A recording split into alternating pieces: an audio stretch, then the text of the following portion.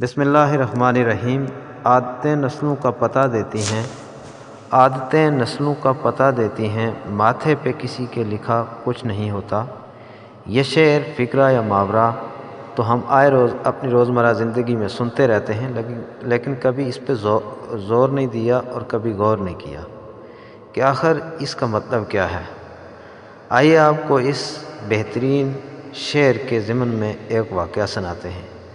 کہا جاتا ہے کہ ایک وقت میں ایک بادشاہ اور اس کی بیوی میں بحث ٹھن گئی۔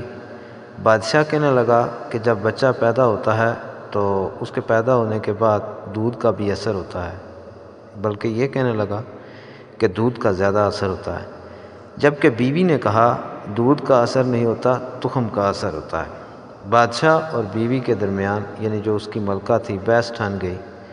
بیوی کہنے لگی کہ تخم میں اثر ہوتا ہے، اور باپ کہنے لگا، جو بادشاہ تھا، کہ دودھ کا اثر ہوتا ہے۔ بالآخر بیوی نے کہا کہ آئیں ایک پیپر لیں اور اس پہ یہ لکھ لیں کہ میں لکھ کے دوں گی کہ تخم کا اثر ہوتا ہے، آپ نے لکھ کے دینا ہے کہ دودھ کا اثر ہوتا ہے۔ خیر، بادشاہ نے ایک پیپر لیا اور اس پہ یہ تحریر لکھ لی۔ وقت گزرتا گیا۔ جب ان کے ہاں بچے کی پیدائش ہوئی تو ملکہ نے بادشاہ سے کہا کہ بادشاہ سے بھی کہا ہوا تھا، لیکن ملکہ نے داعیہ سے یہ بات کہی کہ جب بچہ پیدا ہوگا ہمارے ہاں تو آپ نے یہ کرنا ہے کہ اس بچے کو کسی دوسرے کے ساتھ تبدیل کر لینا ہے۔ ان کے پڑوس میں قریب ہی کمہار رہتے تھے، چنانچہ اللہ کا کرنا یہ ہوا کہ اسی عرصے میں کمہاروں کے گھر بھی بچہ پیدا ہوا اور بادشاہ کے گھر بھی بچہ پیدا ہوا۔ دائی نے شہزادی کے کہنے پہ، جو ملکہ تھی اس کے کہنے پہ، بچہ تبدیل کر لیا، یعنی بادشاہ کا بیٹا کمہار کے حوالے کر دیا اور کمہار کا جو بیٹا تھا وہ بادشاہ کے حوالے کر دیا۔ کچھ عرصہ گزرا، دونوں بچے بڑے ہونے شروع ہو گئے۔ بادشاہ نے اس کی بڑے ناز و نخرے سے پرورش کی، جبکہ جو کمہار تھے انہوں نے اپنے بیٹے کو گھوڑوں کے ساتھ لگا دیا۔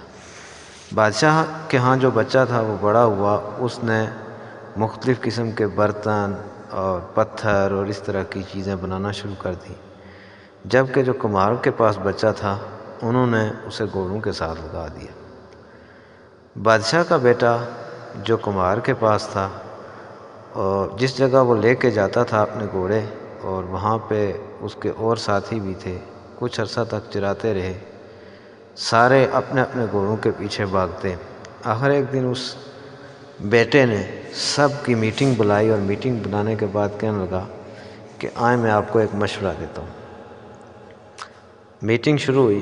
بادشاہ کے بیٹے نے کہا کہ دیکھیں ہم کتنی مصیبت جھیلتے ہیں، ہر ایک شخص ہم میں سے گھوڑوں کے پیچھے بھاگتا ہے، جبکہ یہی کام کوئی ایک یا دو لوگ بھی کر سکتے ہیں۔ ہم اپنی اپنی باری رکھ لیتے ہیں، اپنے اپنے گھوڑے لاتے ہیں، کوئی ایک یا دو لوگ ہر دن ان کی دیکھ بھال کریں گے اور باقی آرام کریں گے۔ اور کمہار کا جو بیٹا تھا اس نے جب یہ تجویز دی، جو در حقیقت تو بادشاہ کا بیٹا تھا، تو اس کے جو ساتھی تھے انہوں نے اس کی یہ تجویز منع قبول کر لی۔ تجویز قبول کرنے کے بعد جب انہوں نے اس پہ امپلیمنٹ کرنا چاہا تو وہ کامیاب ہو گئے، اور انہوں نے سکھ کا سانس لیا۔ چلتے چلتے اس نے اور تجاویز دی، صلاح مشورے شروع ہوئے۔ آخر اس نے کہا کہ آئیں ہم اپنا تخت بناتے ہیں، اپنی بادشاہت قائم کرتے ہیں۔ بادشاہت قائم کی۔ بادشاہت قائم کرنے کے بعد ایک دن یوں ہوا کہ جو اصل بادشاہ تھا، جس کا وہ بیٹا تھا، اس کے ہاں ایک شخص آیا شکایت لے کے کہ میرا ایک ساتھی تھا، اس کو میں نے ایک ہیرا مجھے ملا تھا جنگل سے، وہ ہیرا میں نے اس کو دیا، اور وہ اس کو کہا کہ یہ میری بیوی کو دے آؤ، جبکہ وہ شخص گیا اور جانے کے بعد وہ جو اصل ہیرا تھا وہ اپنے پاس رکھ لیا، اور اس کی بیوی کو پتھر کی کوئی شے اس سے ملتی جلتی دے دی۔ جب وہ شخص گھر پہنچا، بیوی سے پوچھا کہ میں نے اس طرح اپنے نوکر کے ہاتھ آپ کے لیے ایک ہیرا بھیجا تھا، وہ کدھر گیا؟ اس نے دکھایا جب تو وہ اصل ہیرا نہیں تھا۔ چنانچہ وہ یہ کیس لے کے بادشاہ کے پاس پہنچ گیا۔ بادشاہ نے سخت تحقیقات کی۔ تحقیقات کرنے کے بعد بالآخر وہ کسی نتیجے پہ نہ پہنچ سکا۔ یہ معاملہ کافی دن تک چلتا رہا اور آخر ایک وقت آیا کہ بادشاہ کا جو بیٹا تھا اس کے پاس یہ کیس لے جایا گیا۔ جب اس کے پاس یہ کیس پہنچا تو اس نے تینوں فریقین کو بلایا، جس بندے نے ہیرا دیا تھا اس کو بھی بلایا، جو لے کے گیا تھا وہ بھی بلایا، اور جو بیوی تھی وہ بھی بلائی۔ تینوں نے انکار کر دیا۔ دینے والا کہنے لگا کہ یہ ہیرا اصل نہیں ہے، وہ شخص کہنے لگا کہ میں نے جو ہیرا دیا تھا، اس شخص نے مجھے جو ہیرا دیا تھا وہی ہے، جبکہ بیوی کہنے لگی میرے پاس یہی ہیرا ہے۔ بالآخر اس شہزادے نے، جو بادشاہ کا بیٹا تھا، اس نے ان تینوں کو الگ کیا، اور الگ کرنے کے بعد ان کو کہا کہ آپ نے جو جو ہیرا دیا ہے اس کی شکل بنا کے لائیں۔ خیر سب نے شکل بنائی۔ وہ بندہ جس کے ہاتھ ہیرا بھیجا تھا اس نے ایگزیکٹ وہی شکل بنائی۔ جب وہ شکل بنائی تو بادشاہ نے کہا کہ ہیرا تمہارے پاس ہے، بادشاہ کے اس بیٹے نے کہ ہیرا تمہارے پاس ہے اور تم ہیرا دے دو۔ خیر وہ یہ بات مان گیا کہ ہیرا میرے پاس ہے، اور اس نے دے دیا۔ جب یہ بات اصل بادشاہ کے پاس پہنچی تو وہ حیران ہو گیا۔ اس نے اپنے درباریوں کو بھیجا کہ جائیں فلاں جگہ پہ جو شخص ہے جس کے بارے میں یہ میں سن رہا ہوں کہ اس نے اپنا تخت قائم کیا ہوا، اسے بلا لیا جائے۔ چنانچہ اس کے درباری اس بیٹے کے پاس پہنچے، لیکن جو بیٹے کے آگے درباری تھے انہوں نے ان کو خوب مارا پیٹا اور واپس بھگا دیا۔